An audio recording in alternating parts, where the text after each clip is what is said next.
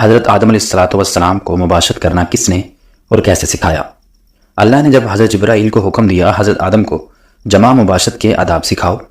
جب حضرت جبرائیل نے کہا تو حضرت آدم نے کہا جمع کے آداب سکھائے۔ حضرت آدم جب حضرت حوا کے پاس گئے، حضرت حوا نے کہا یہ کیا چیز؟ پھر حضرت حوا نے کہا یہ بار بار کرو۔ بسم اللہ الرحمن الرحیم۔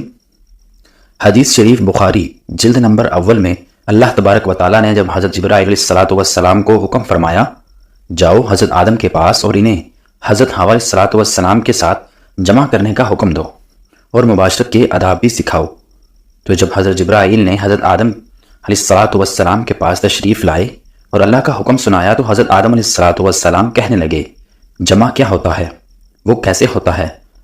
حضرت آدم اور حضرت حوا کی پہلی زفاف جاننے کے لیے اس ویڈیو کو آخر تک ضرور دیکھیں۔ حضرت آدم علیہ السلام حضرت حوا علیہ السلام سے مباشرت کرنا کس نے اور کیسے سکھایا تھا؟ حضرت سیدنا امام غزالی رحمۃ اللہ علیہ فرماتے ہیں مباشرت کرنا جنت کی لذتوں میں سے ایک لذت ہے۔ حضرت سیدنا بغدادی رحمۃ اللہ علیہ فرماتے ہیں انسان کو جمع کی ایسی ضرورت ہے جیسے کہ غذا کی۔ جیسا کہ ہم جانتے ہیں کہ کھانا پینا انسان کی سب سے پہلی اور سب سے بڑی ضرورت ہے۔ اگر ہم کھانا پینا چھوڑ دیں گے تو ہمارا جسم اور صحت زیادہ عرصے تک برقرار نہیں رہ پائے گی۔ بالکل اسی طرح سے کھانے پینے کے بعد میاں بیوی کی شرعی ملاقات یعنی مباشرت نہایت ضروری عمل ہے۔ اس شرعی ملاقات کو مباشرت جمع یا بیوی کا تنہائی میں محبت بھرا کام سر انجام دینا کہتے ہیں۔ جو بھی نام دینا چاہیں درست ہوگا۔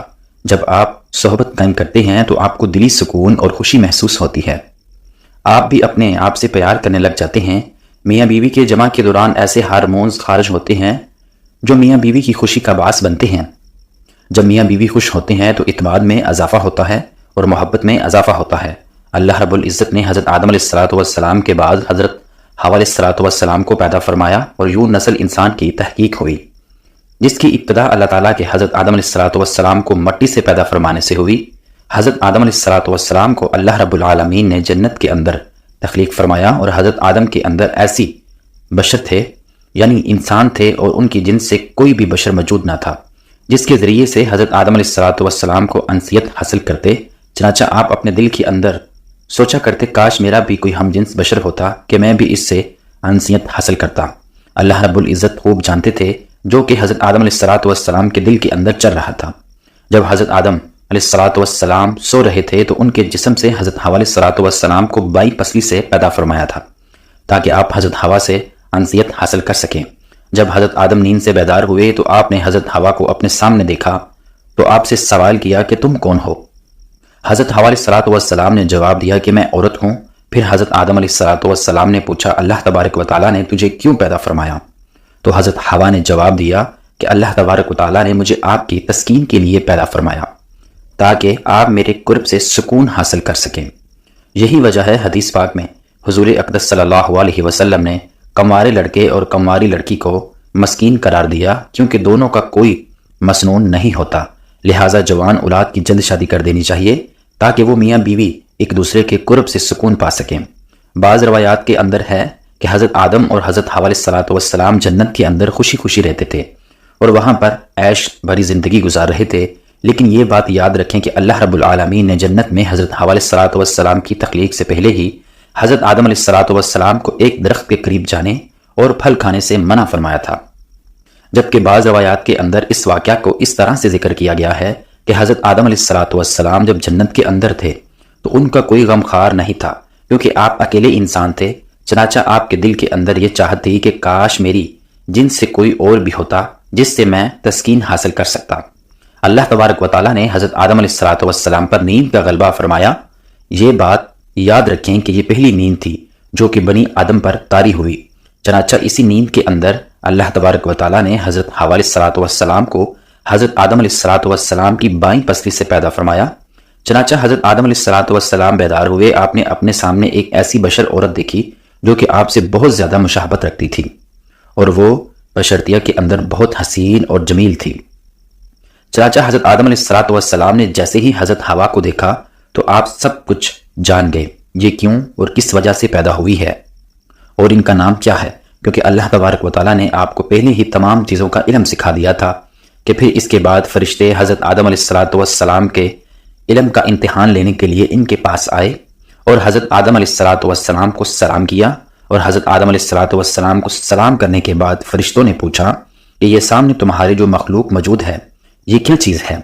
حضرت آدم علیہ السلام نے ارشاد فرمایا یہ عورت ہے۔ چنانچہ پھر ان فرشتوں نے دوسرا سوال یہ کیا کہ اس عورت کا نام کیا ہے؟ تو آپ نے فرمایا کہ اس کا نام ہوا ہے، جس پر فرشتوں نے پھر سوال کیا کہ ان کا نام ہوا کیوں رکھا گیا ہے؟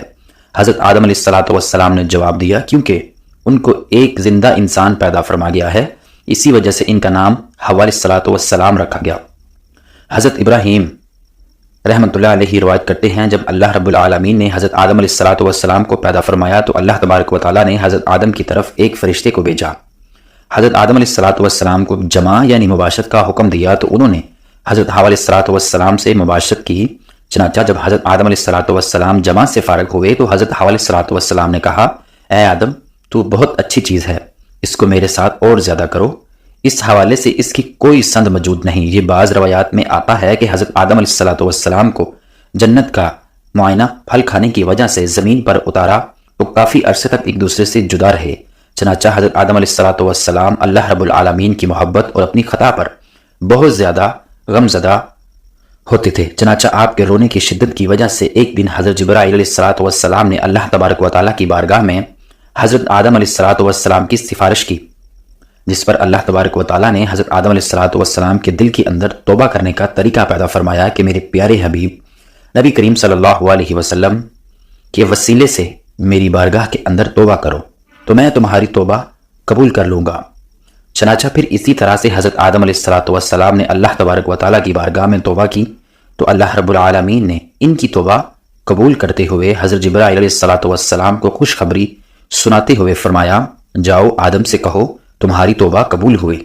پھر حضرت جبرائیل علیہ السلام حضرت آدم علیہ السلام کے پاس تشریف لائے اور ان کی توبہ کی قبولیت کی خوشخبری سنائی اور پھر حضرت آدم علیہ السلام کو لے کر آپ مکہ مکرمہ تشریف لائے اور وہاں کعبۃ اللہ شریف کی حضرت آدم علیہ السلام نے بنیاد رکھی اور حجر سود کی بھی نصب کیا جو کہ آپ کے ساتھ جنت سے آیا تھا۔ اس کے بعد حضرت آدم علیہ السلام اور حضرت حوا علیہ السلام کی عرفات کے اندر ملاقات کروائی۔ چنانچہ اس عرصے کی دوری اور وقت اور دنیا کی تغیرات کی وجہ سے دونوں کے اندر کافی تبدیلیاں آ چکی تھیں، اس وجہ سے دونوں ایک دوسرے کو پہچان نہ سکے، جس پر حضرت جبرائیل علیہ السلام نے آپ دونوں کا تعارف کروایا۔ محترم ناظرین، حضرت آدم علیہ السلام اور حضرت حوا علیہ السلام اکٹھے رہنے لگے، لیکن حضرت آدم کو جنت کے اندر ہوا سے قربت کرنے سے منع کر دیا گیا تھا اور نہ ہی کسی قسم کی اولاد نسل کا سلسلہ شروع ہوا تھا، اس لیے حضرت آدم اور حضرت حوا علیحدہ علیحدہ سویا کرتے تھے۔ چنانچہ ایک مرتبہ اللہ رب العزت نے حضرت جبرائیل علیہ السلام کو حکم فرمایا کہ جاؤ اور حضرت آدم کو حکم دو کہ وہ حضرت حوا سے جمع کریں اور ان کو آداب مباشرت بھی سکھاؤ۔ حضرت جبرائیل علیہ السلام حضرت آدم علیہ السلام کے پاس تشریف لائے اور ان کو اپنی بیوی حضرت حوا علیہ السلام کے قریب ہونے کا حکم دیا اور ان کو آداب مباشرت بھی سکھائے اور انہیں اس بات کا حکم دیا کہ یہاں سے اٹھ کر حضرت حوا کے پاس جا کر لیٹیں۔ چنانچہ حضرت آدم نے ایسا ہی کیا، جس کے بعد حضرت آدم علیہ السلام جب واپس آئے تو حضرت جبرائیل علیہ السلام نے کہا کہ آپ نے اپنی بیوی کو کیسا پایا؟ تو حضرت آدم علیہ السلام نے ارشاد فرمایا بہت اچھا پایا۔ محترم ناظرین، اس حدیث شریف کے بارے میں علماء اکرام نے یہ ارشاد فرمایا یہ حدیث منکر ہے، کیونکہ اس حدیث کے اندر راوی ایسے ہیں کہ جن کو امام بخاری سے منکر قرار دیا۔ پھر اس کے بعد حضرت حوا علیہ السلام سے نسل نسائی کی ابتدا ہوئی اور بعض روایات کے اندر ذکر ہے کہ حضرت حوا کو 20 حمل ٹھہرے اور ہر حمل سے جڑواں بچے پیدا ہوئے۔ آپ کے ہاں 20 لڑکے اور 20 لڑکیاں پیدا ہوئی اور اس طرح سے نسل نسائی پھیلتی پھولتی ہوئی آج ہم تک جا پہنچے۔ اللہ رب العزت ہم سب کو اپنے حفظ و امان میں رکھے، آمین ثم آمین۔ ناظرین، کمنٹ باکس میں اللہ تعالیٰ کے 99 ناموں میں سے ایک نام ضرور ٹائپ کریں اور اگر ویڈیو اچھی لگی ہو تو لائک کریں اور چینل کو سبسکرائب کریں۔ جزاک اللہ۔